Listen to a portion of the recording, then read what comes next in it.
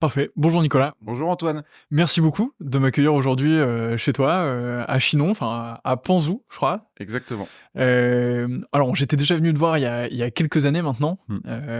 C'était encore le tout début, quasiment. Ça faisait quoi, de 2 ans, je crois, que tu avais commencé. Un petit peu plus quand Un même. petit peu plus, ok. Ouais, mais c'était le début de nouvelles aventures parce que depuis une quinzaine d'années, régulièrement des nouvelles aventures dans nos domaines et dans le monde du vin, donc c'est toujours une aventure. Il y a C'est toujours une des aventure. Bah, virages. tu m'avais raconté un peu tes expériences autour du monde, où tu avais appris à faire du Ouais. vin, en voyageant aussi pas mal de domaine en domaine. Et bah d'ailleurs, si ça vous intéresse, si vous voulez vous replonger dans l'histoire de Nicolas, je vous mets le lien du premier podcast qu'on avait fait ensemble en description.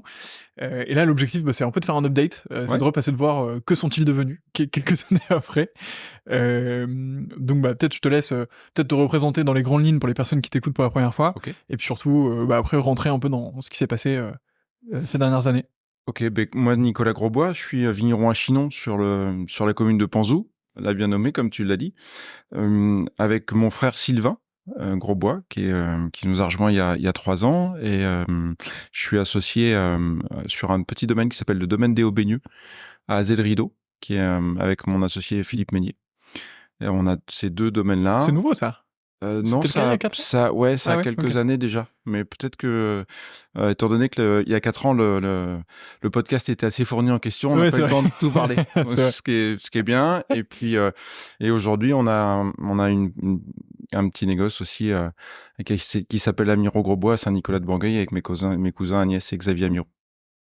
Voilà, donc, écoute, depuis 4 ans, il s'est passé beaucoup de choses. Le monde a tourné un petit peu, beaucoup. Nous, sur nos domaines, on a connu la vie des entreprises, c'est-à-dire on est passé post-Covid avec des moments pas forcément très évidents. Et puis, comme j'ai essayé de te le dire juste à l'instant, c'est-à-dire que nos domaines se sont structurés, ont grossi aussi, parce que aujourd'hui le domaine Grosbois, c'est toujours comme il y a 4 ans, ça n'a pas bougé, c'est toujours 50 hectares de terre, composés de 24 hectares de vignes avec 4 hectares de chenin sur l'appellation Azel-Rideau et 20 hectares de Cabernet Franc sur l'appellation Chinon. Et au-delà de ça, le reste des terres nous servent à faire aujourd'hui du maraîchage, de façon assez importante, puisque ça occupe un poste à temps complet. Mm. Et on a mis en place et développé de façon beaucoup plus significative qu'il y a 4 ans l'élevage, à travers une Ok. production porcine de cochons, de Ah Longueuil. ouais, ça y avait pas. Ouais, non, il y avait pas, ou c'était dans les C'était un tuyaux, projet, je crois. Tu mais m'avais montré ouais, c'est des ça. endroits en disant peut-être et tout, mais C'est ouais. ça. Depuis, on a clôturé beaucoup de terre pour les cochons. Donc on a notre production porcine qui vient d'arriver, qui occupe aussi un petit peu le maraîcher. Ça, c'est plutôt la partie. C'est Sylvain, mon frère, Ok. qui est plus focus sur les cochons. Et puis une partie vache. Hein, donc à travers la dernière fois quand tu es venu, on devait avoir des limousines. Je pense, ouais. Ouais, on C'est devait c'est- c'est avoir. des vaches noires. Je sais Non, pas si c'est ça fait la les différence. limousines, c'est les vaches du Limousin. Elles sont, Je elles suis sont nul en vaches. rouges, elles sont Ah ouais. ocre. Ah oui, non, c'est Ouais, possible. C'est comme la possible. Ouais, couleur c'était de des la, limousines. Ouais, c'est ouais. ça. Tu vois, je Et, suis et pas très bon en vaches, mais j'aimerais bien progresser là-dedans parce que ben ça on fait va aller partie des faire le vraies tour choses, après. tu vois. Tu Ouais, vas carrément, voir, avec parce grand que plaisir. on va prendre ça en visuel. Et aujourd'hui, mais finalement, la limousine était un peu véloce pour moi, parce que Ok. on n'est pas éleveur. Donc les vaches, c'est plutôt ma partie à moi. Et on a opté pour une race Black Angus qui fait des petites vaches très sympathiques et beaucoup plus douces à emmener pour des gens qui restent avant tout, comme nous, des vignerons en polyculture, mais on n'est pas des éleveurs à Mm. proprement dit. Donc ça reste quelque chose qu'on caresse très volontiers, mais de loin. Je veux dire le travail de l'élevage. Mais on n'est pas des spécialistes. Donc la race Black Angus nous va très très bien de par son caractère, son petit gabarit, donc facile à déplacer, à emmener, et la qualité de sa viande de surcroît, quoi. Ça, Donc c'est clair. tout ça est fait en interne. On a vraiment essayé de travailler depuis 4 ans sur cette notion de polyculture dont on avait déjà parlé, Mhm. parce que c'est quand même une notion qu'on travaille depuis 10 ans et qu'on essaye de mettre en place, et qui fonctionne plutôt bien. Donc les grands changements, c'est ça, c'est ces différents pôles maraîchage et élevage qui se sont mis en place, avec une partie transformation évidemment de tout ça, mais au-delà de ça, la dimension humaine, de l'entreprise qui a dû se structurer, trouver des collaborateurs compétents, trouver des gens qui soient capables de réintroduire le métier Ouais. dans notre campagne, parce que Ah, ça s'était perdu un ça peu, s'est ouais. perdu partout presque. Enfin, nous on milite chez Grosbois comme au Baigneux et les Amiraux, on milite pour une polyculture. Ça veut dire que une polyculture, c'est réapprendre au sein d'un village, d'une population, donc d'un environnement social, une masse de métiers qu'on a oubliés. Mmh. C'est-à-dire qu'aujourd'hui, trouve-moi des vignerons qui sont capables de connaître la date de plantation, de semis des carottes, le rythme de vélage des vaches, d'entretien des moutons, la nourriture de 3-4 cochons comme on en avait dans toutes les fermes avant, et puis de faire que tout ça s'harmonise avec quelques céréales par-dessus. C'est devenu très très rare, et c'est c'est les piliers de notre agriculture, c'est le pilier de nos campagnes, agronomiquement, biologiquement et socialement. C'est-à-dire que ça renforce. Tu vois, tout à l'heure, on a fait un rapide tour, mais on continuera à refaire un tour tout à l'heure. Mais Théo et Chloé, les restaurateurs que tu as vus, ils ont inscrit leur fille à l'école. Mathieu, le maraîcher, qui est pas là aujourd'hui, que vous verrez pas, mais c'est pareil. Il s'est installé dans le village. Il y a 2 enfants à l'école. Ils font vivre les boulangers, les gens qui. Enfin, ouais, c'est des métiers qu'on doit. Nous, on a cette responsabilité en tant que, sans être prétentieux, mais en tant que propriétaire terrien. Donc, on est héritier de quelque chose qu'on n'a pas choisi. Mais nous, avec Sylvain, on a décidé de le prendre à bras le corps et puis de s'en emparer. Donc, on est responsable de ce petit bout de terrain, et on est aussi responsable de le faire vivre, mais pas de le faire vivre avec des machines, de le faire vivre avec de l'humain, pour repeupler nos campagnes et pour retrouver du sens dans nos écoles, pour que le boulanger ou le bistrot du coin, l'épicerie refonctionne, et de retrouver une petite économie qui soit un peu plus sympathique, et puis une diversité sociale À fond. au sein de nos campagnes, tu vois, d'avoir des gens qui viennent d'horizons divers et variés. C'est-à-dire qu'ils viennent tous d'endroits différents, ils ont tous eu des expériences de vie, soit dans le département d'à côté, soit dans l'autre hémisphère. Et ce qui fait que tout ça crée un petit bouillon qui est pas toujours très simple à emmener, et qui s'emmène tout seul. Nous, on n'a pas la prétention d'emmener les gens, mais qui se met en place joliment, gentiment, et c'est ça Mmh. pour répondre à ta toute première question, c'est ça vraiment le virage depuis 4 ans. Et c'est le but qu'on a dans les 10 prochaines années. Donc moi, j'ai 48 ans. Il m'en reste 15-20, tu vois, à mettre en place. Donc avec Sylvain, on a vraiment senti là aidé aussi par des partenaires. On va pas se cacher, parce que ça se fait pas tout seul. Tu vois, c'est des Ouais, c'est investissements. clair, ouais. On sent un moment où on trouve une certaine stabilité dans notre façon de voir, dans notre agriculture. Et maintenant, il faut continuer à la mettre en place, et tous les matins se lever en se disant que il faut petit à petit, apporter une petite touche à chaque fois, qui fait que trouver une nouvelle personne, trouver un nouvel enclos, trouver quelque chose qui fait qu'on participe au temps long de la construction de notre agriculture. Et comme le dit le vieil adage, on n'hérite pas de la terre de nos parents, mais on l'emprunte à nos enfants. Donc on aura au moins la fierté de redonner, enfin, avec nos convictions du moment, parce qu'il faut quand même se dire que on est peut-être dans l'erreur. On a l'impression de bien faire, mais pendant les grandes réformes agraires des années 70, ils avaient l'impression de bien faire, et puis finalement, visiblement, c'était une erreur. Donc on est peut-être dans l'erreur aussi, mais en se couchant le soir et en se levant le matin, et dans 20 ans, je crois qu'on aura au moins cette satisfaction, ou au moins la fierté d'avoir construit quelque chose qui soit plus pérenne. À fond. Voilà. À fond. Je pense que je suis un petit peu lourd avec cette référence, parce que pour moi, elle est importante dans ma philosophie personnelle, mais du coup, j'en parle souvent dans ce podcast. Et c'est un bouquin qui s'appelle Antifragile, de Nassim Taleb. Et en fait, il dit, il dit, c'est quoi le contraire de fragile? En fait, c'est pas dur, c'est quelque chose dont le fait de se casser le renforce, tu vois. D'accord. En fait, ça, c'est l'inverse de fragile, en fait. Oui. Parce que dur, c'est juste un état de stabilité. Tout Et à c'est fait. pas du tout. Voilà. Et donc après, il creuse un peu ce sujet, tu vois, dans la philosophie. Et il y a un moment donné, il parle euh, des durées d'existence des choses. Et en fait, il te dit, si un truc a existé pendant X années, il y a de grandes chances qu'il existe encore pendant la même période. Et en fait, il te dit, tu vois, enfin, l'exemple que je prends à chaque fois, désolé si c'est redondant pour les personnes qui nous écoutent, mais c'est, je m'assois sur une chaise depuis 2000 ans. En fait, dans 2000 ans, il y a de grandes chances que je m'assoie encore sur une chaise. Enfin, Oui. pas moi, mais que les gens s'assoient encore sur une chaise, tu vois.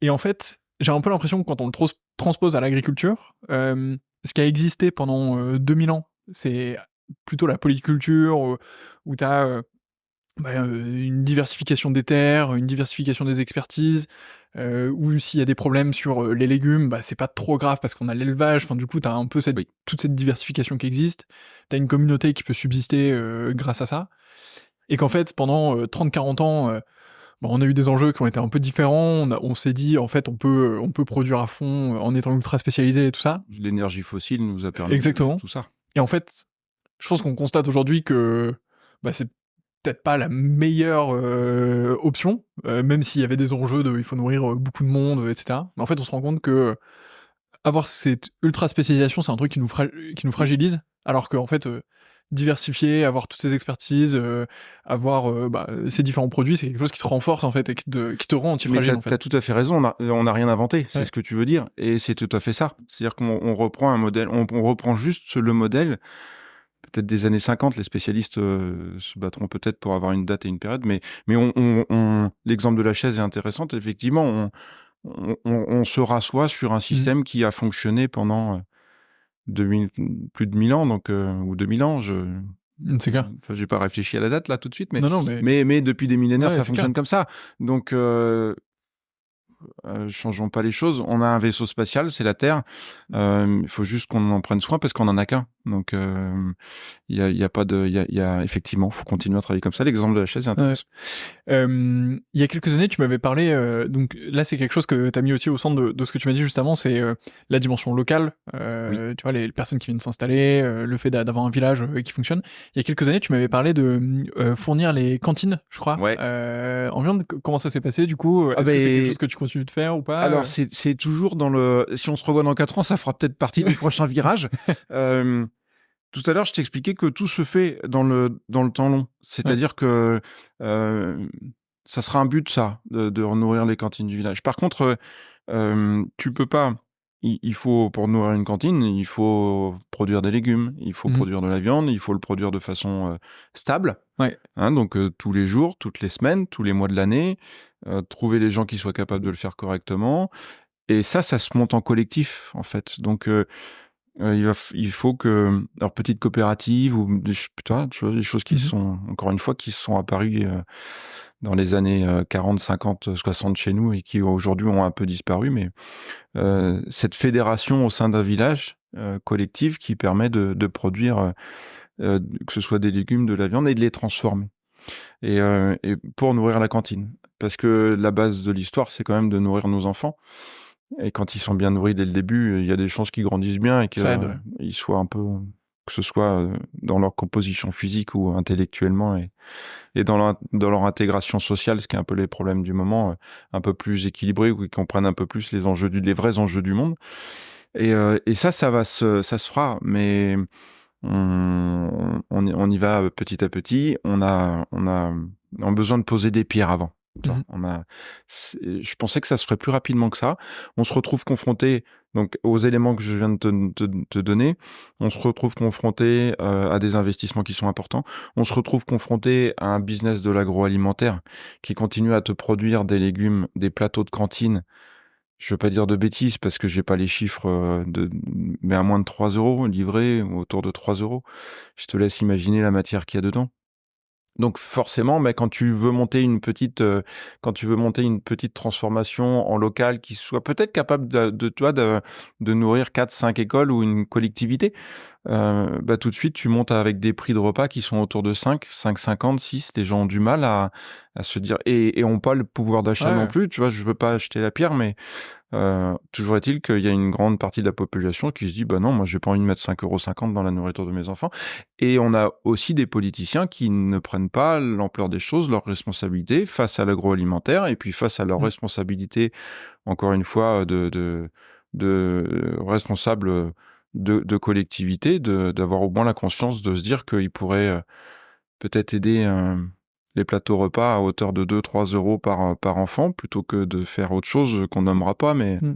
un nouveau bitume ou je sais pas quoi. Enfin, tu vois? Il y a, il y a il y a ce pour nous, il y a ce besoin de par le fait, de pas être vraiment, compris ou entendu dans ce sens-là, on a le besoin d'arriver à proposer quelque chose qui fonctionne. Ce que je veux dire, c'est que notre ambition, Domaine Grosbois là et aussi nos associés, c'est d'arriver à être capable dans quelques années de dire: «Voilà, aujourd'hui, on est capable de vous produire des viandes, des cochons, des viandes de bœuf, du cochon qui revient à tel prix». Parce que notre structure est montée, qu'on peut aussi partager avec, des exploitants locaux. On sait qu'on est capable de produire telle quantité de légumes sur ces terrains-là, ça fait 2 ou 3 ans qu'on le fait. On est capable de tout apporter. Il y a peut-être un collectif de maraîchers qui pourrait Mmh. se monter, tu vois? Donc, mais on sera l'objectif, c'est d'être capable de proposer une solution, agricole, pour pouvoir alimenter un atelier de transformation. À partir de ce moment-là, si chiffres à l'appui, bilan à l'appui, Ouais, historique et et ouais. historique véracité de production, on n'arrive à rien faire, bah, c'est que on trouvera d'autres solutions. Mmh. On trouvera d'autres solutions parce que c'est à nous de les imaginer. Si on n'arrive pas à nourrir nos écoles comme ça ou à retransformer tout ça, bah, on continuera à se battre. Mais il faudra pas qu'ils nous disent, bah oui, mais on n'a pas. Aujourd'hui, la réflexion des responsables, c'est de dire, oui, mais vous n'êtes pas capable de nous produire de façon régulière et Et pragmatique prévisible, et ouais, et cetera. prévisible, tout Ouais, à fait, une certaine quantité de légumes. ouais, C'est le problème des collectivités, même à Tours, tu vois, la ouais. couronne tourangelle a du mal à trouver Ce qu'on toutes on ces peut entendre, hein, nourritures parce que bio. quand tu as, 400-500 élèves à nourrir tous les jours et cetera, Tout si tu à pas fait. les légumes, Oui, tout à mais fait. bon, ouais. Ouais, c'est intéressant ce que tu dis parce que, moi j'y suis confronté, mais d'un autre point de vue, tu vois? Pas du point de vue de l'agriculture, mais moi je fais beaucoup de relations commerciales, dans mon travail et en fait, bah, il y a une grosse partie de la décision qui t'appartient pas, en fait. Tu vois, toi, tu es avec ton client, tu essayes de lui exposer tout ce que tu peux faire, là où ça a de la valeur ou pas, mais en Oui, fait, à un moment donné, c'est lui qui décide, est-ce qu'il bosse avec toi ou est-ce qu'il bosse pas avec toi? tout à Bah, en fait. fait, toi, c'est pareil avec les collectifs. Mais en fait, moi, ce que j'essaye de dire, c'est, je fais en sorte de, heu, que le client n'ait pas d'excuses pour, tu vois, ne n en fait, que s'il veut pas travailler avec moi, c'est parce qu'il a pas envie de travailler avec moi et c'est pas pour une autre raison, en fait. C'est tu vois, j'ai tout exposé, tout est ultra clair et en fait, s'il a pas envie de bosser, avec moi, bah, fine, enfin, tu vois, moi j'ai mes Et convictions, j'ai envie de bosser avec lui, mais OK. Mais par contre, c'est normal. ce sera pas de ma faute, en fait. Genre j'aurais tout bossé, à fond. Mais ça, tu peux pas plaire à tout le monde. Exactement. Non, mais Et alors c'est ça, 100 fois. normal. Ouais, Enfin, il faut que les voisins vivent aussi. ouais, Enfin, ouais. chacun dans la diversité, on trouve la, hum, la diversité d'achat, de vente, de consommation. Ça, c'est évidemment normal. C'est pour ça que un rayon d'épicerie est nourri par différentes marques, Mmh. donc différentes philosophies, différentes idées. Mais effectivement, il faut que entre guillemets, le consommateur ou le dégustateur ait le choix et le libre arbitre. Et c'est pour ça que je pense qu'il faut que on a besoin aussi de montrer ce qu'on fait dans nos campagnes. Ouais. Alors on a une chance énorme, c'est que nous, à travers le vin, on peut rayonner dans les restaurants, on peut aller se balader, on traverse différents pays et puis, c'est quand même un moteur économique qui nous permet de bien avancer. Mais avec la sonnerie, je sais plus ce que je voulais dire. Tu disais, il y a un téléphone qui a sonné. Je pense que vous l'entendrez pas au micro, mais ouais, il y a un téléphone Pardon. qui a sonné. Tu disais que on a besoin de montrer ce qui se passe dans les C'est campagnes ça. et que le vin te permet de le faire. Ça m'en revient. Tu vois, c'est aussi ça le monde du domaine, c'est que ça, c'est la sonnerie du. On a besoin, et de nouveau, et on a besoin on a besoin pour expliquer aux gens, parce que c'est pas le tout de se balader à Paname, d'aller voir un caviste et de lui expliquer Ouais. comment tu fais ceci, cela. Parce que tu peux dire n'importe quoi. Ouais, grave. Ouais. Tu vois, c'est le concept commercial, hein. Tu peux dire n'importe quoi et tu sais pas ce qu'il en ressort. Maintenant, l'idée du domaine ici, et comme le Grosbois et au Baigneux, c'est d'être capable d'accueillir les gens. La table du pressoir, c'est aussi ça. Mhm. C'est aussi leur dire venez nous voir, venez manger, venez regarder la serre, comment ça se passe, les légumes qu'on cultive, les animaux qu'on élève. Euh, Ça plaira peut-être pas à certaines personnes, mais on a un peu la prétention de faire de la viande heureuse. C'est-à-dire que nos vaches, elles ne mangent que de l'herbe et nos cochons ne mangent que des aliments qui vont bien et c'est jamais stressé. Donc, tout ça pour dire que on a aussi l'obligation ou oui, la nécessité de montrer aux gens. Donc, faut pas que nos domaines deviennent des champs de foire, Mhm. mais faire réinventer le no-tourisme d'une façon peut-être un petit peu plus active autour de l'agriculture, redonner un sens à la visite. Nous, les gens qui viennent nous voir aujourd'hui, là, depuis le 1er mai où tout est ouvert, on est un peu mieux structuré. Les gens nous disent, ouais, effectivement, ça, on comprend, ça a du sens. C'est-à-dire qu'on vient pas que déguster du vin, acheter du vin, on vient aussi voir des bocaux, parce qu'il y a des bocaux, il y a des soupes. On leur explique que avec la diversité du paysage et de nos vallées, ben, on a différents terroirs qui nous permettent de faire différents vins, mais aussi des sols qui sont propices au jardinage, donc au maraîchage, et d'autres qui sont propices à l'élevage. Et tout ça crée la diversité. Donc on a aussi besoin d'ouvrir nos domaines, et peut-être d'une nouvelle façon, peut-être pas comme... et encore une fois, je veux pas jeter la pierre, hein, mais peut-être pas comme ça s'est fait il y a 15-20 ans, où on se disait, mais venez nous voir, on fait du vin. Je crois qu'il faut que chaque paysan se réapproprie ses terrains. Et encore une fois, l'ensemble de ces terrains pour être un peu plus, peut-être un peu plus cohérent avec soi-même. Et c'est un peu prétentieux ce que je dis, mais un peu cohérent avec soi-même et puis cohérent avec les gens qui viennent nous voir. Sans forcément parler du vin, mais il y a des gens de l'autre côté de la Vienne, la Thibaudière, ils font de l'élevage, ils font de la culture de céréales, ils accueillent les gens, tu vas chez eux, tu comprends pourquoi un kilo de lentilles, ça vaut 4 euros et pas 2 euros chez un grand distributeur français, et que derrière, ça nourrit une famille, ça a du sens. Voilà. Donc, à travers tout ça, c'est forcément aussi conscientiser le consommateur, l'acheteur, de se dire que, comment ils appellent ça, nos distributeurs, le vrai goût des choses pas chères. Ouais, c'est Ok. ça. Tu vois, bah, le vrai goût des choses pas chères, ça existe Ouais, pas. ça existe pas. Ouais. Faut arrêter les conneries, c'est pas vrai. Le vrai goût des choses pas chères, c'est quand ton paysan, il a la tête sous l'eau, et puis que, tu vois, tu le laisses un petit peu respirer de temps en temps avec un peu de subvention, et puis quand il gagne un peu d'argent, tu lui rappuies un peu sur la tête. Ça, c'est le vrai prix des choses pas chères. La vraie vie, pour que nos campagnes se remettent à fonctionner, c'est que ben, il faut faire remonter le prix des céréales, il faut faire remonter un peu le prix de la viande, il faut juste pour que nos entreprises deviennent un peu plus pérennes. Hein. Nous, encore une fois, on a la chance d'avoir le vin. Mais pour combien de temps ? On ne sait pas. Je sais pas si mes petits enfants boiront du vin.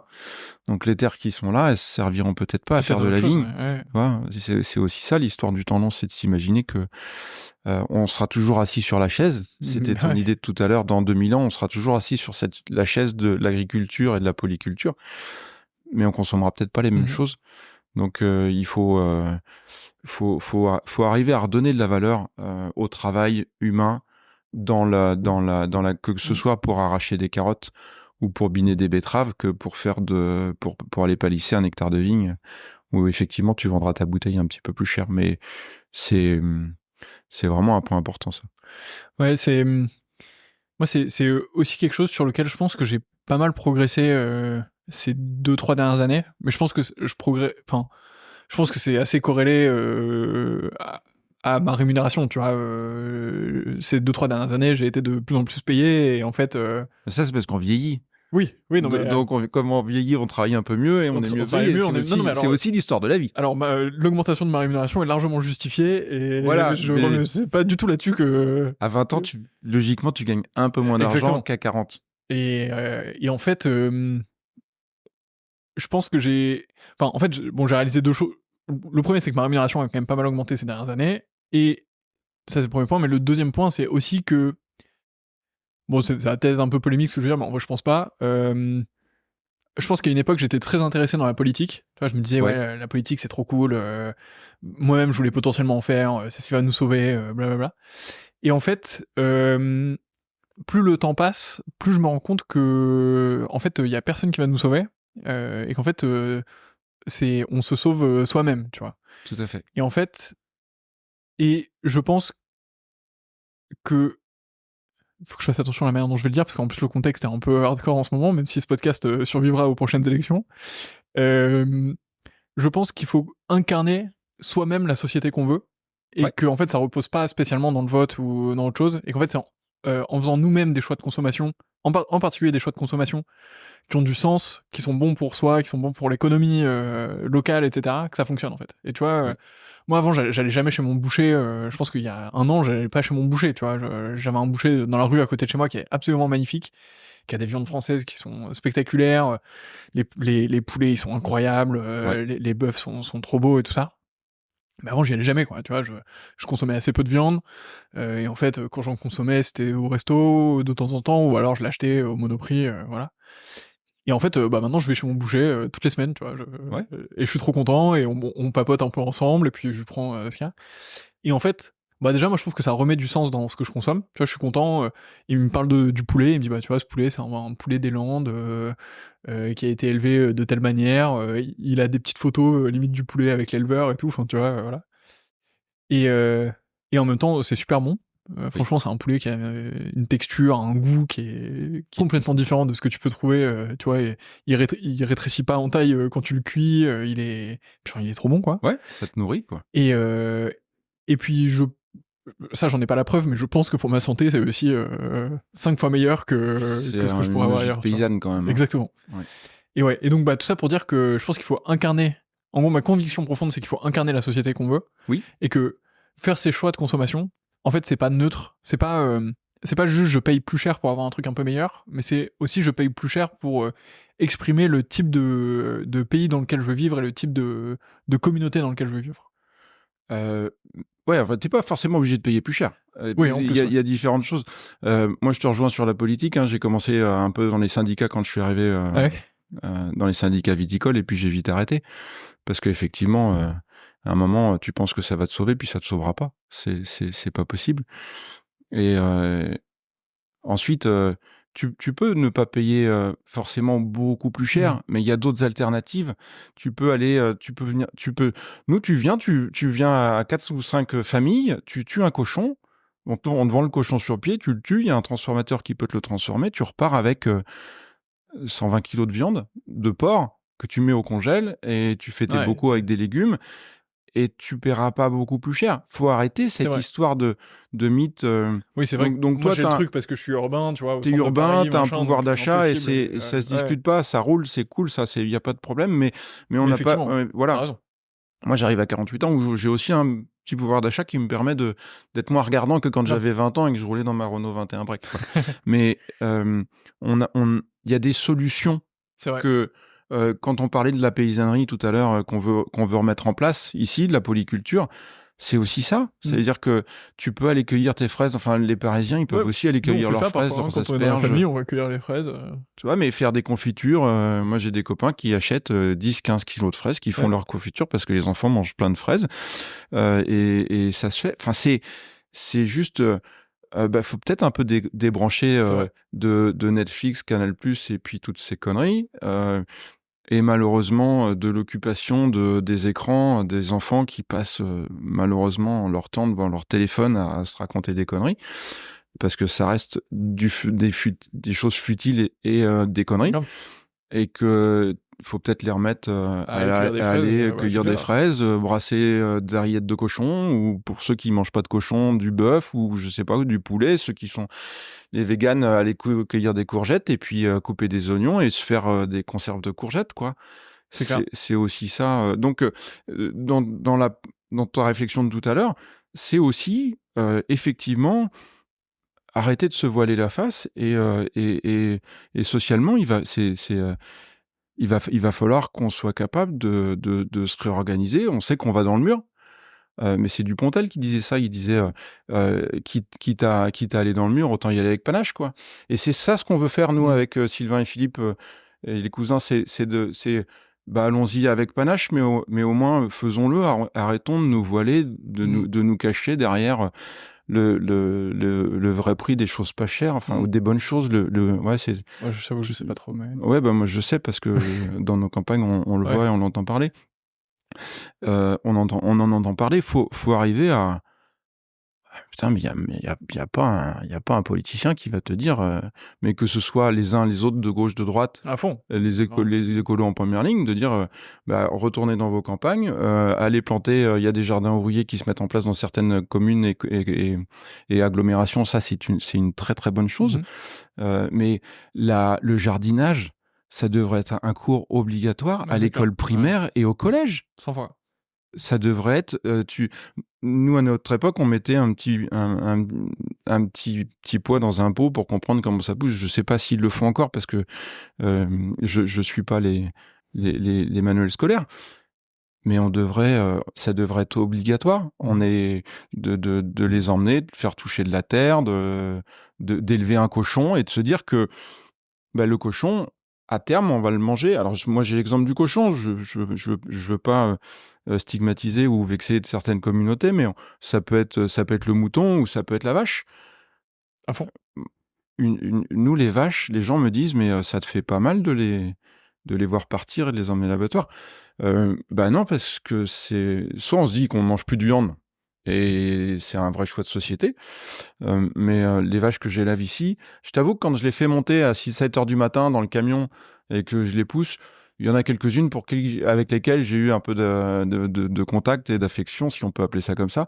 Et ça me fait un petit pincement au cœur. C'est normal. Mais malgré tout, j'ai la conscience de me dire que cette vache, elle a passé entre 40 mois et 12 ans en bas, dans les prairies, tranquille. Elle a jamais pris un coup de bâton, elle a mangé que de l'herbe, elle a toujours vu les oiseaux, elle a toujours eu de l'eau quand elle voulait. Elle a jamais connu d'antibiotiques, on lui a jamais bouffé de la farine animale. Et ben écoute, oui, on l'emmène à l'abattoir, mais je sais que moi, quand mes enfants mangent de la viande, ils savent que c'est Babette ou c'est Rosette ou quand c'est un cochon, c'est Chocolat. Ils savent qu'ils mangent Chocolat. Et aujourd'hui, Ça te met en face du putain, prix des choses, enfin du prix. Mais au-delà du prix, c'est le prix, c'est même pas le problème. Je parle pas d'argent, mais tu sais de la réalité des choses, tu vois. Oui, c'est ça. C'est pas t'achètes une barquette, tu vois. Ouais. Et le bien-être animal, il passe aussi par là. Le bien-être animal, c'est conscientiser je sais pas si j'ai les bons termes, mais la vie de l'animal, et que dans une école primaire ou au collège, d'avoir un troupeau d'animaux et de se dire ou de poules, tu vois, passons par la poule, à fond. Et de se dire que bah, à un moment, la poule, elle passe à la cantine. Mais bah, si tu veux que ta poule, elle te nourrisse bien, parce qu'on est de la terre élevée, enfin c'est un autre débat, il y a un autre concept, mais si tu veux qu'elle te nourrisse bien, il faut bien la nourrir. Et puis si tu veux qu'elle te nourrisse bien, il faut bien la traiter. Et parce que comme ça, elle sera équilibrée, elle sera heureuse. Et moi, je pense qu'une viande heureuse te rend un peu plus heureux, parce qu'il y a autre chose que juste la matière qui te nourrit.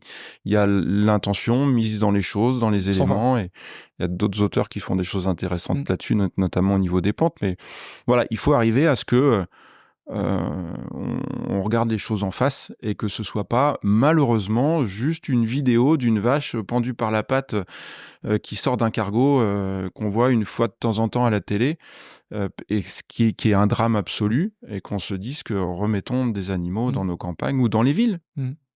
Pourquoi, Avec au grand bois de plaisir. Boulogne, pourquoi on remettrait pas Ce serait pas mal, en vrai. des cochons, des Ce moutons serait et des mieux que vaches? certaines autres occupations. Je pense que les autres occupations, c'est comme le reste, hein. C'est comme l'histoire de ta chaise. Dans 2000 ans, elles existeront C'est toujours. vrai, Donc, c'est vrai. il faut Faut pas juger ça, t'as faut pas raison. les occulter non plus. C'est vrai. Ça fait partie de la vie. Ouais. Et c'est comme la vie des...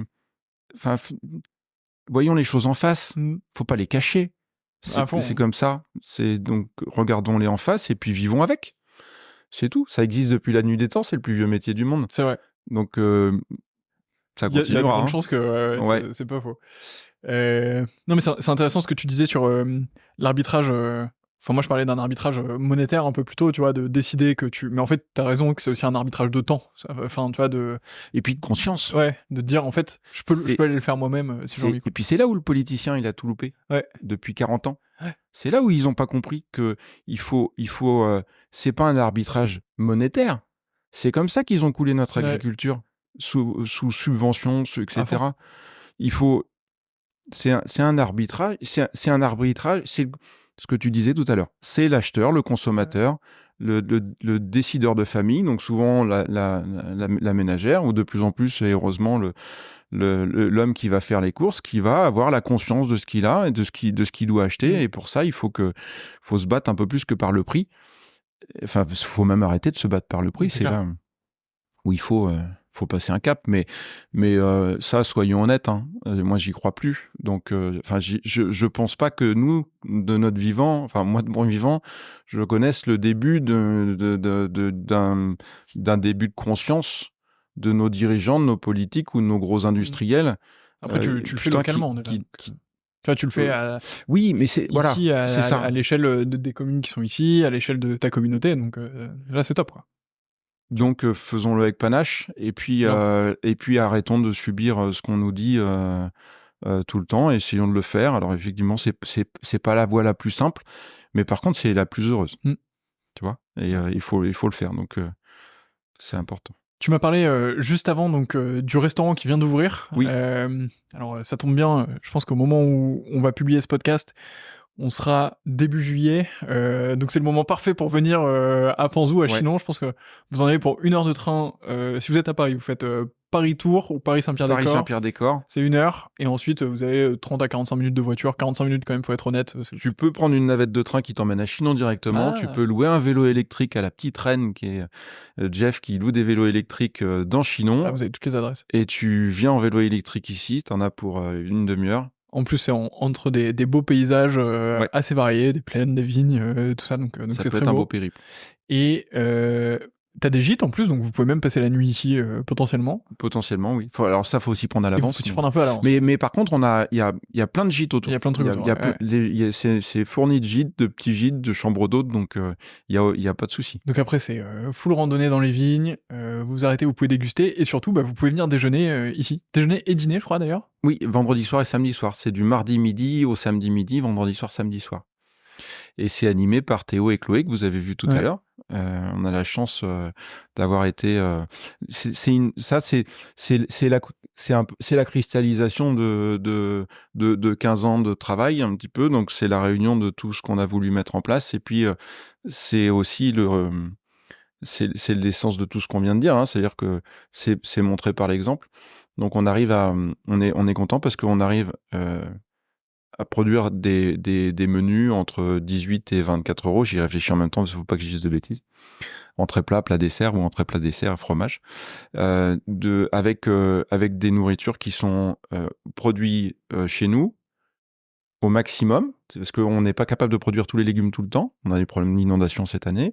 Donc on a des collègues, je pars là-bas parce que c'est de l'autre côté de la Loire, chez Xavier et Lynn, qui nous font des légumes en bio aussi, et puis on trouve appui comme ça avec différents producteurs. Maintenant, on a créé un petit réseau de producteurs, donc on arrive à créer des menus sympathiques, gourmands et conséquents, avec des légumes bien construits et de la viande faite avec amour ou heureuse. À des prix raisonnables, et ça c'est une vraie avec fierté, une vue magnifique en plus. Avec une vue magnifique, ouais. Et pour ça on a été suivi par un chef qui s'appelle Robin à Tours, chez Gaster, qui nous a présenté, qui est venu là. Je lui ai dit écoute, j'aimerais monter ça fait longtemps qu'on se connaît. J'aimerais bien monter un petit restaurant parce que c'est quand même une façon de réanimer nos tourismes, de montrer tout ce qu'on fait. C'est la meilleure façon de montrer tout ce qu'on fait. Donc il est venu, il regarde, il dit ouais, c'est quand même pas mal ton histoire. T'as des cochons, t'as des vaches, t'as des légumes. D'autant plus qu'ils connaissent Mathieu, le maraîcher qui nous a rejoint, qui est une vedette du maraîchage dans le secteur. Et 2 semaines après, c'est là où c'est assez génial parce que c'est quand même assez improbable. Quand on a eu cette idée-là, plusieurs personnes nous disent waouh, tu t'emballes un peu. Ma comptable en tête de pont me dit écoute, tu t'embarques dans quoi là, Nicolas? Donc j'ai pris mon stylo, mon ordinateur et puis quelques tableaux Excel. Puis j'ai essayé de montrer le pourquoi le tableau Excel, c'est génial parce que tu peux lui faire dire ce que tu veux. Tu fais ce que tu veux. Ouais. Donc tu essayes de t'arranger pour que ça fonctionne. Mais on continue avec Robin de monter le projet. Et puis, ouais, c'est ce que je voulais dire là juste à l'instant, c'est que tout s'aligne d'un seul coup. Boum. C'est-à-dire que, tu vois, tu luttes. C'est un peu l'histoire de nos vies, ça. C'est que tu luttes, t'essayes de mettre des choses en place. Puis d'un seul coup, quand tu mets de la bonne volonté, de l'énergie, et puis, poum, ça décolle. Et donc, Robin arrive. 2 semaines après, il me rappelle, il me dit, écoute, j'ai rencontré 2 jeunes, là. Ils veulent rester la restauration, mais ils sont intéressés par un projet comme le tien. Donc, c'est Théo et Chloé, que vous avez vu tout à l'heure et qui vont vous faire à manger à midi. Et Théo et Chloé, ils regardent, normal, un peu hésitant. Bon, on a une petite fille. Et là, d'un seul coup, ils me disent, ok, on est bon. Le défi nous plaît parce que Théo, il reçoit sa vache de l'abattoir, il doit tout transformer. Ouais, ça c'est Donc, incroyable. donc c'est un vrai défi de cuisinier. Ouais. Et il reçoit son cochon, il doit tout transformer parce qu'au début, il me dit bon, je ferais bien ça. Je lui dis non, c'est pas l'idée. L'idée, c'est que tu prennes tout. On l'arrange maintenant un peu de temps en temps, mais il prend la majorité de la viande. Et puis ils ont une petite fille. On a une copine, Charlotte, dans le village qui garde des enfants. Elle avait une place, ils ont gardé leurs enfants. Ils ont trouvé une maison et tout est parti, quoi. Et depuis ce moment-là, donc depuis le 1er mai, c'est vrai qu'on arrive à donner un nouvel élan, une nouvelle vie à ce lieu du pressoir. Et c'est génial, quoi. C'est encore une belle nouvelle aventure. Mais tout prend forme d'un seul coup. Ouais. Donc il faut lutter. Ça dure un bon moment. Il faut mettre les choses en place et la lutte n'est pas terminée parce qu'il faut quand même qu'on finisse notre saison puis qu'on continue. Il faut mais c'est un bel aboutissement de pouvoir faire goûter tous ces légumes qui sortent sans machine et puis les vins on n'en parle pas mais ces animaux encore une fois j'aime plus les antibiotiques et la pince électrique, la trique électrique. Alors justement, parlons du vin. Donc on peut aussi déguster le vin au restaurant, bien sûr. Il y a les vins du domaine. Donc toujours la même superficie depuis la dernière fois. Oui, ça a pas changé, et ça changera pas. Ok. Non, on a d'autres domaines, on peut avoir d'autres expériences et parce qu'on a un caractère un peu entreprenant, mais on a d'autres expériences qui sont du négoce vigneron avec qui des vignerons avec qui on travaille, on achète du raisin. Il y avait la cuisine de ma mère à c'est ça, c'est toujours ça. Ouais, ça c'est un vin qu'on fait sur le village de Cravant à côté avec un collègue Alexandre. Quand je le croise au resto ou dans des bars à vin, en général, je trouve que c'est un super vin, bien positionné, super bon et tout. Donc, quand je le crois sur une carte, souvent, j'avoue, ça marche. Ouais. Mais Domaine Grosbois restera toujours Domaine Grosbois avec ses à peu près 50 hectares de terre, quoi. Et donc, dans tes vins, par contre, je me souviens plus, tu faisais parcellaire, non? T'avais différents terroirs. L'histoire du domaine, ici, t'es sur le site du pressoir. C'est une ferme fortifiée du 15-16e siècle qui a jamais été remembrée depuis ce moment-là. Donc sur la descente de Coteau, là, t'es posé sur la Millarge. Là, on est rive droite de la Vienne. Donc la Vienne passe là derrière la ligne d'arbres que tu vois dans le lointain. Derrière, c'est Limoges. Donc on est nourri par le Limousin. Nous, le côté intéressant de Chinon et discriminant par rapport au reste de la Loire, c'est que on est du Limousin.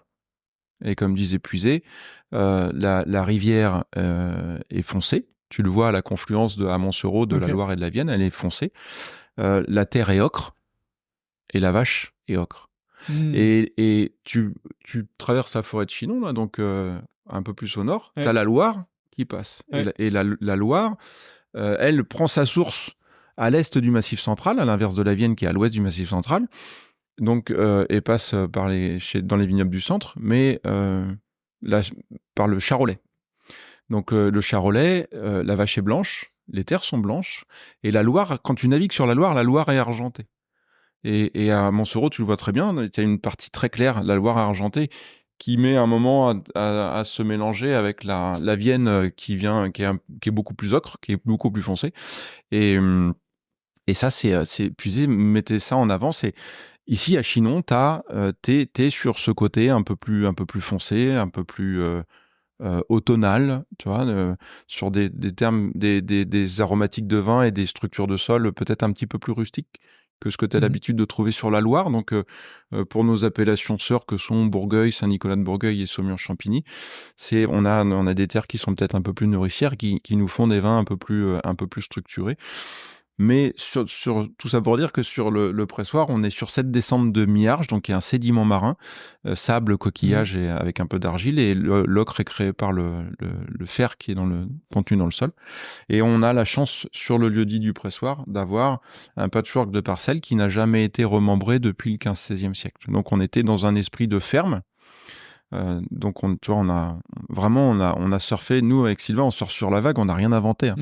On n'est pas des novateurs. On a la chance d'avoir dans l'héritage un lieu qui n'a pas beaucoup bougé. Donc on a plein de petites parcelles qui sont positionnées en fonction de la qualité des sols, donc la structure, la texture des sols et de la profondeur des sols.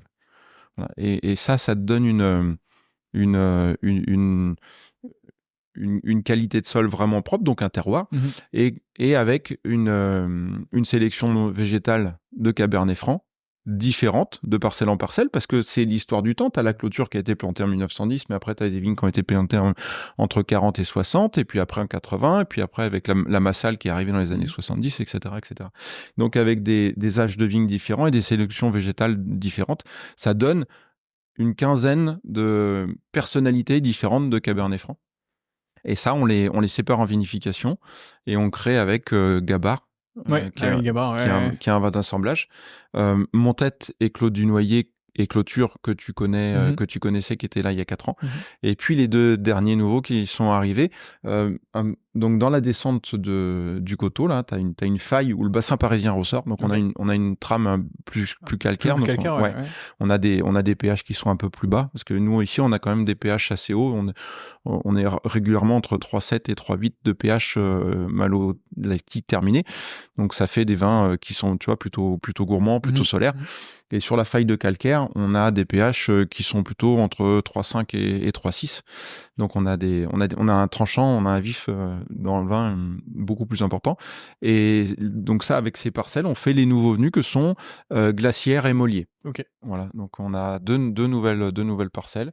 Et puis toujours en Cabernet Franc. Toujours. Ouais. Nous ici sur le lieu-dit du pressoir, sur cette partie de Panzou, à mon sens, et Sylvain est d'accord avec moi, visiblement, on n'a pas de terroir pour faire du blanc. Ouais. Donc effectivement, commercialement, on pourrait te mettre un peu de blanc. Ça serait sur le calcaire un peu, mais ouais, mais c'est une tranche de calcaire qui est positionnée sur le bout du coteau, et t'en feras pas quelque chose de très intéressant et de significatif. Donc on est plutôt là 100% Cabernet Franc. Et pour le blanc, on est allé sur les terres qu'on a de famille à Azel-Rideau, qui sont à 20 km d'ici, sur la pointe de la confluence Indre et Loire, sur la commune de Azel-Rideau, sur le lieu-dit de Marnay. On a Roncière qui sort cette année, donc ça c'est la nouvelle cuvée. On a une grande parcelle de 4 hectares, on a une partie basse sur des marnes qui s'appelle Marnay, comme le lieu dit, et puis une autre cuvée qui va sortir cet automne qui s'appelle Roncière. Donc en chenin exclusivement, parce que Azel-Rideau t'es chenin à 100%. Et tu sens est-ce que ces dernières années t'as senti un changement dans la perception des vins de Loire? Oui, bah depuis 15 ans, c'est Merlin qui se balade. Depuis 15 ans, on a quand même, on a la chance de connaître, malheureusement de par le changement climatique, et puis la diversité des vins de Loire et l'ouverture d'une partie de plus en plus importante des vignerons à faire des vins qui soient peut-être un peu plus équilibrés, un peu plus digestes, un peu plus aimables. Les vins de Loire plaisent bien. Puis on a un rapport qualité-prix qui est encore génial. Ouais, quoi. qui est incroyable. Ouais.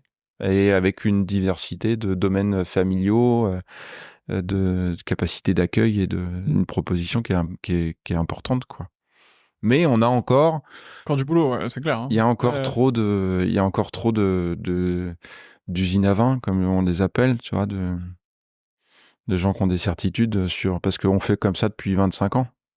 Ils sont pas sur la chaise depuis 2000 ans, hein, mais on a encore un peu trop de contemporains qui pensent que on fera que du vin et on fera toujours que du vin. Mais on a une région exceptionnelle. C'est incroyable. De par sa diversité, de par son. La Loire est très vaste, mais qualité. Chinon, même en tant que tel. Chinon et proche Chinon, moi je trouve que c'est. Chinon, on a l'habitude de dire qu'on a autant de vignerons que de terroirs que de vignerons. C'est-à-dire que chaque vigneron a son entité terroir. On n'est vraiment pas sur un plateau homogène. On a chaque vallon. Donc nous, on est rive droite, mais en face, tu as rive gauche qui mûrit une semaine et demie après nous. Pourtant, tu le vois, c'est à 2 km et demi, mais une autre exposition, une autre influence des vents qui arrivent de l'Atlantique. Et après, des petits vallons qui sont creusés par les différents affluents de la Vienne, qui créent des richesses de terroir qui sont exceptionnelles.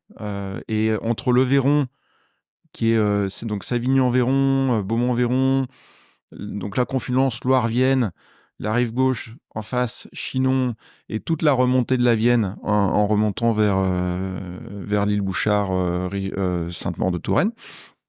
Là, de chaque côté, dans la vallée, tu as des terroirs de gravier qui sont géniaux pour faire des vins faciles, avec une jolie structure et gourmand.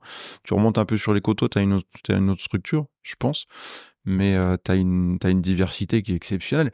Et c'est pas pour rien, et ça, c'est génial, que aujourd'hui des gens vignerons ou investisseurs viennent nous voir, viennent à Chinon et trouvent cette belle endormie. À côté, Beau Séjour, Yvan Massona, que tu connais peut-être, est arrivé chez nous depuis quelques années, et c'est un bonheur de les voir arriver, tous ces gens-là.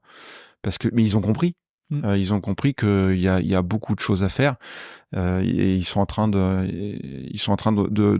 je pense, redynamiser notre appellation à Chinon, mais aussi sur les autres appellations de Loire, quoi. Tu vois, Champigny, ça bouge, l'Anjou bouge énormément depuis longtemps, et offre une autre diversité complètement extraordinaire. Et franchement, moi, j'aurais 20 ans de moins, j'irais dans le Muscadet. Écoute, c'est noté. Le Muscadet, c'est génial. C'est l'Eldorado. Ils font des vins extraordinaires aujourd'hui. Il faut aller dans le Muscadet. C'est vrai. Bah écoute, on va essayer d'aller y faire un tour. Alors, dans ce cas, j'en profite d'ailleurs, puisqu'on le mentionne, pour embrasser Yvan. Je sais, il écoute très souvent ce podcast. Dans sa voiture, il fait pas mal de routes entre l'Anjou et... On le voit passer dans sa fourgonnette blanche de temps en temps. Donc je sais qu'il écoute régulièrement ce podcast, et on s'était vu en fait l'été dernier, j'étais passé le voir, on avait passé une journée ensemble à Beau Séjour, là, justement, juste à côté. Je sais. Donc ouais, enfin c'est top, et effectivement, Chinon, moi je le vois comme un endroit qui est très dynamique, et dans lequel il y a encore possibilité de faire beaucoup de choses. Oui, c'est même pas que c'est très dynamique, c'est que c'est en train de devenir très dynamique. Oui, c'est encore le début de la vague, c'est ça qui est super excitant. Oui, parce que on parlait d'Yvan, mais ça reste un jeune vigneron. Ouais, à fond. Et il y a beaucoup de boulot là-bas. Ouais, mais il y aura du boulot tout le temps. Il y en a partout tout le temps. Il y en aura tout après. Il y a toujours du boulot tout le temps. C'est pas le problème, parce qu'encore une fois, il va falloir rechercher les choses, mais il y a beaucoup de belles choses qui s'annoncent sur cette appellation, et ça, c'est bienvenu. C'est clair. Ça fait plaisir. C'est clair. Et venez à Chinon. Moi, je suis toujours très très content quand je viens ici. À chaque fois, je trouve que la campagne est absolument magnifique. Parce que c'est à la fois un peu vallonné, c'est très divers. Enfin, je trouve que c'est vraiment très beau, quoi. Ça fait partie des très belles campagnes qu'on a. C'est pas pour rien que Rabelais. C'est vrai. Mais j'ai visité sa maison, la dernière fois. La de Vinière. Ouais. La Sibylle est de Panzou. Ah. La Sibylle, la sorcière qui a montré son cul. Ouais, ok. C'est à Panzou, là. Une petite comme quoi, cave. tu vois. Fierté locale. Et voilà. Mais j'en suis pas peu fier. Je trouve que c'est plutôt une belle image, et les métaphores de Rabelais sont encore d'actualité. C'est clair. En fait. C'est clair. Voilà. Qu'est-ce qu'il faut te souhaiter pour la suite ? La santé. Ouais, c'est pas mal. Ouais. Hein, c'est important. C'est le plus important. Tu sais, quand il y a un proverbe comme ça qui dit un homme en bonne santé veut 1000 choses, mais un homme en mauvaise santé ne veut qu'une chose. Exactement. Donc, ouais, c'est ça. Mais pour ça, comme on n'est que de la terre élevée, bah, faut bien se nourrir, faut bien boire. Donc, ouais, la santé, que la famille aille bien et qu'on continue à vivre tranquillement, en paix dans notre beau coin de France et de région. C'est clair. Voilà, et puis... Est-ce qu'il y a une question que je t'ai pas posée et que t'aurais aimé que je te pose? Là, comme ça, à chaud? Ou Non. sur ce que tu fais ici, Non. tu vois, sur ce que... On a évoqué pas mal de choses, mais... Écoute, il y a... Oui, non, on aurait pu parler de beaucoup d'autres choses, de justement de ce qu'on essaye de mettre en place sur la partie écologique, les corridors écologiques. Ça, c'est aussi monté avec Beau Séjour. Et ça, c'est quoi? C'est vous faites un passage Ouais, il y a pour les animaux? l'idée de réorganiser nos vignes et de planter des arbres parce que, tu vois, on est quand même pas malheureux, hein, on le voit, il y a des arbres un peu partout, mais entre la zone forestière au-dessus et la zone bocagère en dessous, l'idée c'est de faire continuer à faire passer les petits animaux, donc les oiseaux, les petits animaux et les insectes, pour créer la vie. Et donc créer la diversité, donc nous permettre d'avoir des vignes qui soient en meilleure santé et plus équilibrées. Donc autour de ça, il y a beaucoup de débats, mais je crois que on l'a effleuré un petit peu. On est encore dans la recherche et les certitudes de moment seront pas les certitudes de dans 5 ou dans 10 ans.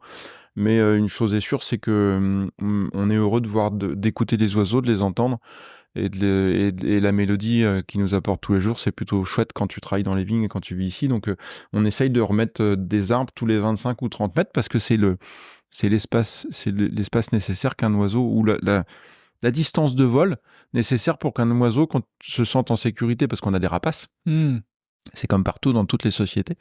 Il y a toujours des rapaces et les oiseaux ont besoin de ces refuges pour passer de zone à zone.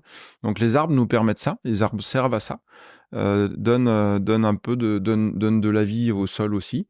Et donc ça, c'est un point qu'on aurait pu évoquer, mais on en reparlera peut-être dans 4 ans. Et puis, on l'effleure là et on ouais, se c'est ça. Et puis j'aimerais bien travailler un peu aussi sur la conscience des plantes. C'est-à-dire qu'on voit que les émotions cachées des plantes, il y a des choses qu'on n'explore encore pas assez. Donc la biodynamie, où on est encore à la ramasse parce qu'on a du mal moi j'ai du mal à comprendre. Tu sais, faut s'approprier les choses. C'est un peu l'histoire de tes questions du jour et de la réflexion générale. Mais pour être capable de mettre un label ou une explication derrière une bouteille, il faut se les approprier. Et ça, j'ai encore du mal. Tu vois, avec Sylvain, on a encore du mal à s'approprier. Donc on est suivi. On en parlait pas mal de ça avec Thibault Liger-Belair dans un précédent épisode. Ouais. Tu sais, donc lui, il est biodynamie. Il a été certifié pendant longtemps Déméter en biodynamie, machin. Il est sorti de la certification, mais il continue d'appliquer une grande partie des préceptes du truc, quoi. Et justement, il disait qu'en fait, là-dedans, il y avait beaucoup de conviction et qu'en fait, c'est important de le faire parce que tu t'es approprié le truc et parce que tu ressens que c'est bon de le faire à cet endroit-là et que c'est important, et pas juste parce que c'est dans un cahier des charges et que tu veux avoir une certification. Ouais. Tu vois, nous là cette année, on aurait pu parler un peu de cette année parce que on est au 12e traitement. J'ai mis des doses de cuivre cette année que j'ai jamais mis. Et là, cette semaine, on a pris 2 fois 30 mm, on a traité 2 fois, on retourne traiter lundi. Est-ce qu'il y a un moment où on peut pas se dire, écoutez, faut trouver une autre solution, je sais, ouais. Il y a une vraie réflexion à emmener autour de ça. Pour rebondir sur la biodynamie tout à l'heure, effectivement, ça reste intellectuellement, conceptuellement, quelque chose de compliqué à s'approprier vraiment, de sentir. J'ai des copains en Champagne, en Rio, ils sont capables de se lever le matin et de se dire, je vais mettre une prêle, parce qu'ils le sentent, parce qu'ils se sont appropriés ça. Olivier, il fait ça. Nous, on n'arrive pas on n'arrive pas à le sentir. Et peut-être qu'on le sentira jamais, en fait. Peut-être parce qu'on n'a pas cette sensibilité-là. C'est possible. Donc, ça fait aussi partie de la vie de notre entreprise. Faut peut-être qu'on se mette en recherche de quelqu'un qui a cette sensibilité-là, tu vois, et qui est capable de nous emmener, de nous guider, parce que on peut pas. C'est aussi ça la vie d'un entrepreneur, parce qu'on est vigneron, agriculteur et entrepreneur. On peut pas tout porter tout le temps. Moi, je suis très content parce que je m'occupe de moins en moins de comptabilité. Je connais mes comptes généraux, mais les écritures comptables, c'est pas moi qui les fais. Les déclarations, c'est plus moi. Je sais les faire, mais c'est plus moi qui les fais. Ça, c'est important de plus les faire. Ouais, c'est important parce qu'on retourne à notre base métier, qui est le végétal et l'animal. Et là, il faut peut-être, on a quelqu'un qui nous aide à y voir un petit peu plus clair, Michel, mais il faut peut-être qu'on lâche. Cette responsabilité de se dire t'as une prêle là, bon, t'as des cycles immuables, hein, visiblement, entre l'hiver et l'été et l'automne et le printemps où il faut faire des applications. Mais ce petit supplément qui fait que tu la sens, ta silice, tu vois, tu sens que c'est le moment. Ouais. Et nous, avec Sylvain, on n'a pas ce côté-là. Autant on a beaucoup d'autres sensibilités qui nous permettent d'y voir clair et de nous lever le matin avec des intentions. Mais là, il faut qu'on soit aidé, un peu accompagné. Ouais. Et ça, il faut pas en avoir peur, quoi. On n'est pas tous, on peut pas tous tout faire. Mais c'est l'histoire de notre polyculture, c'est l'histoire de ce dont on parlait. Ça sera peut-être une jolie conclusion, mais au tout début, de se dire que c'est en groupe. J'allais dire qu'on va plus loin, mais c'est du vu et du revu. Mais c'est en groupe qu'on se pose beaucoup de questions. C'est en groupe qu'on avance de façon plus sûre, plus sereine, plus équilibrée et moins fatigante pour garder la santé. Ouais. C'est clair. C'est clair. Écoute, c'est une très belle conclusion. Il me reste 3 questions qui sont assez traditionnelles dans ce podcast. J'ai oublié de te prévenir avant, j'aurais dû, mais des questions mais tu les connais et puis on pourra te laisser un temps de réflexion si besoin. C'est gentil. La première question, c'est est-ce que tu as un livre à me recommander, de préférence sur le vin, mais si tu veux me recommander sur l'agriculture ou sur la polyculture, je pense que c'est aussi super intéressant. Là, en ce moment, pour moi, c'est Les émotions cachées des plantes. Okay. Tac. On recherchera, on mettra ça en description. Ce qui est génial. Marine est en train de faire un fact-checking. Marine derrière la caméra nous fait un fact-checking. La vie des plantes, les émotions des plantes, et tout à fait, c'est ça. Mon nom, Didier, ça se lit très facilement. Et Didier Van Cauwelaert. C'est ça. Voilà. Ça se lit très facilement et ça ouvre les yeux sur beaucoup de choses. Et derrière, c'est un auteur qui a été très prolifique et qui a aussi beaucoup écrit sur autre chose. Et voilà. Ça c'est à voir parce que tu comprends aussi que la plante est vivante, a visiblement des émotions liées à toi, liées aux animaux, liées à l'humain qui, grosso modo, une plante à qui tu dis qu'elle est belle tous les jours, et ben elle sera belle et elle te fera des jolis fruits et elle sera visiblement heureuse. Et une plante que tu mets un peu de côté dans ton couloir et que tu regardes pas ou tu lui dis qu'elle est pas belle, et ben elle dépérit. Donc c'est un livre. Depuis en ce moment, j'ai pas trop le temps de lire, mais c'est mon livre de chevet depuis 3-4 semaines. Et, page par page. Si c'est un livre de chevet, c'est ça. Et après tu dors le soir. C'est ça. C'est intéressant. J'avais parlé de ça avec Michel Chapoutier il y a quelques années. Et en fait, il m'avait expliqué un truc qui m'a marqué. Apparemment, une expérience qui a été faite où ils ont branché comment ça s'appelle, des électrodes sur une plante. Et en fait, si tu t'approches d'elle, tu vois qu'il n'y a pas grand-chose qui change, qu'elle est normale. Et après, tu t'approches d'elle avec un briquet, avec l'intention de mettre feu, quoi. Et c'est ça. Et c'est ce livre-là. Et ils ont même, visiblement, enfin, c'est attesté. Bon, après, on peut tout mettre en doute. Hein. Mais si tu es éloigné de 100 ou 200 km, si tu penses à arracher ta plante, elle se met en stress sur le cardio. Sur l'électro. Et donc, ça emmène vers d'autres pensées de physique, de matière, qui sont assez intéressantes et ça emmène un peu plus loin, mais ça ouvre autre chose. C'est sûr que t'as des matières qui circulent qu'on peut pas voir, tu vois. On voit pas les phéromones des animaux, par exemple, qui s'échangent. On les ressent pas, ou en tout cas, on n'a pas conscience qu'on les ressent. Donc, Mais des énergies qu'on connaît, ouais. enfin Tu vois, les arbres que communiquent à Tesla, des kilomètres entre eux. que Tesla, pas le contemporain Le- américain, mais euh, L'original. l'ingénieur, l'original, a mis en avant Ouais.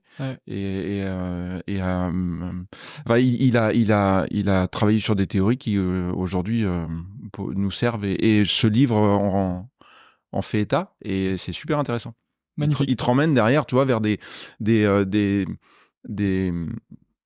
pas des conscientisations, mais il te ramène vers des idées et des choses qui ont été formalisées et mises en avant par Tesla, qui sont vraiment assez surprenantes et géniales, quoi. Les moteurs quantiques, à énergie qui tourne tout le temps.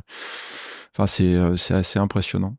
Écoute, compte sur moi, je vais le lire et j'ai même une petite idée d'à qui je vais l'offrir. Donc, Ok. donc merci pour cette recommandation. La deuxième question, c'est est-ce que tu as une dégustation coup de cœur récente? Ça, tu m'avais posé ce coup-là il y a 4 ans Ouais. et j'avais pas été capable de te répondre. Ah ouais? Je sais plus. Ou je J'ai t'ai pas inventé regardé. un truc parce que je me souviens de ce moment-là. Ah, fact-checking, Ouais. c'était une fake news. Et là, tu me remets un peu dans l'embarras. Aïe, aïe, aïe. Parce qu'il y a un truc, c'est que moi, je suis passionné par l'agriculture, la vigne, le vin, tu vois, l'élevage. Mais je suis pas un grand, je fais pas partie de ces gens qui sont capables de te dire, ah ça, j'ai goûté ça il y a 2 mois, il y a 6 Mhm. mois. J'ai un peu une mémoire. De l'instant, quoi. C'est ça. Ouais. Et c'est toujours une question qui m'embarrasse parce que ça me fatigue un peu ce concours Désolé. à chaque fois que tu rencontres des gens. Ah ouais, moi j'ai bu ça. Ah ouais, mais ça c'était génial. Mais ça je l'ai bu sur telle musique. Franchement, ça m'emmerde. Ouais. Et ça, c'est bon, je suis d'accord. Hein. Et je fuis un peu ces discussions qui sont souvent entre sommeliers et vignerons ou entre vignerons où tu te classes un peu ton niveau en fonction de tes dégustations et de ta mémoire de dégustation. C'est un métier, ça, c'est la sommellerie. Et donc, eh ben, je vais sortir mon joker, Antoine. Joker, ce sera Je te remercie. une côte de bœuf Black Angus récente. Dégustation coup de cœur. C'est le plat de courgettes fraîches de Théo de la semaine dernière, Voilà. avec juste snacké qui m'ont laissé un souvenir génial de fraîcheur, pas de viande, juste des légumes, et c'était chouette. Mais Ça fonctionne. ouais, après pour les vins, Ça il y en fonctionne, a tellement. ça fonctionne très bien aussi. D'ailleurs, on n'en a pas parlé, mais on commence à être un petit peu short. Je sais que tu dois nous laisser, mais c'est un point que je voulais évoquer avec toi quand même. C'est moi, j'ai été assez choqué récemment d'études qui montrent la composition en nutriments des plantes, enfin des fruits et légumes, Ouais. en vitamines et en nutriments, qui diminuent au travers du temps. Tu sais. Et en Ok. fait, si tu prenais genre une orange il y a 100 ans, en fait, la composition en vitamines d'une orange il y a 100 ans et la composition en vitamines aujourd'hui d'une orange, ça a été genre divisé par, je vais dire une connerie, mais divisé par un chiffre important, par 4 ou 5. D'accord. Et en fait, bah, ça provient d'une agriculture intensive, tu vois, des modifications qu'on a pu faire et tout ça. Ouais. Et Et puis du transport. ouais. Et en fait, je trouve ça assez choquant, en fait. Enfin, tu vois, moi, ça m'énerve d'acheter une orange en me disant, putain, il y a 4 fois moins de Mais nutriments. t'achètes une orange qui est cueillie pas mûre Ouais, bah oui. et que tu veux peut-être, c'est le mythe de la banane qui mûrit dans les containers sous atmosphère contrôlée en traversant l'Atlantique, mais ouais, bah oui, on n'est pas étonné, quoi. Ouais. Bah, en fait, c'est pas étonnant, mais à la fois, c'est énervant. Enfin, tu vois. Bah arrête de les acheter. Ouais, non, bah, c'est ce que je fais. Tu vois, c'est ça. Et puis c'est essayons de voter pour des gens qui remettent un peu le clocher au milieu du village et qui soient cohérents par rapport à ce qu'ils nous donnent à manger ou ce qu'ils nous autorisent à distribuer, quoi. C'est clair. Sans revenir là-dedans, du coup, dernière question. Qui est la prochaine personne que je devrais interviewer? Tu m'avais posé cette question-là déjà. Ouais. Je sais plus qui la tu m'avais dernière dit. fois. T'as le... Tape Nicolas Grosbois 20 sur 20, on vérifie tout ça en direct. Ah, je l'ai pas fait. François Crochet. Un bon copain, François Crochet. Et t'es pas allé le voir? Non, il faudrait... Non, bah alors je te donne pas de nom. Voilà. Non, il y en a plein. Oui, Olivier Henriot. Ah bah oui, en très bien, très Champagne. bien, à fond. Voilà, Bonne idée. le bon sens en action, quoi. Très bonne idée. Ça, faut aller le En plus, c'est voir. super facile d'y aller aussi depuis Paris, c'est 1 heure. Ouais, éleveur de Black Angus. C'est lui qui nous a Ah, c'est vrai? refilé le plan des Black Angus. Je le croise à Millésime Bio il y a 4 ans, après qu'on se soit croisés. Et je lui dis, écoute, Olivier, je suis emmerdé. Il me dit, t'en es où dans tes vaches? Je dis, je suis emmerdé. J'ai la personne qui est censée s'occuper des vaches avec moi, elle a peur des cornes, donc la limousine, c'est Ah pas ouais. facile. Gros gabarit. Euh, c'est mal engagé, mon affaire. Toi, je le sentais pas trop. Mais il me dit, la Black Angus. Et la Black Angus, ça vient de chez eux. D'idée de la Incroyable. Black Angus. Donc, après Millésime Bio, je monte les voir. Et puis, il me fait rencontrer Delphine, qui est l'éleveuse. Et c'est lui. On a Tiponche dans notre troupeau aujourd'hui, le taureau, qui vient de l'élevage des Henriot Incroyable. au Risset.